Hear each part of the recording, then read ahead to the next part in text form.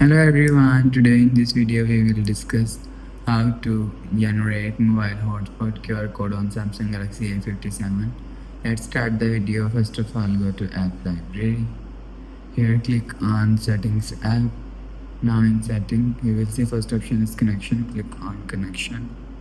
After click on connection, click on mobile hotspot monitoring and click on mobile hotspot and turn on mobile hotspot button and you will see.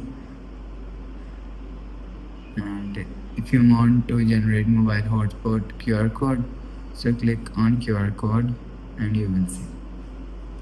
If you want to connect mobile hotspot, so scan hotspot from here.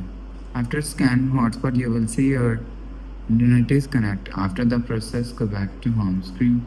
So that's how you can generate mobile hotspot QR code on Samsung Galaxy A57. If you like the video, please subscribe. Thanks for watching.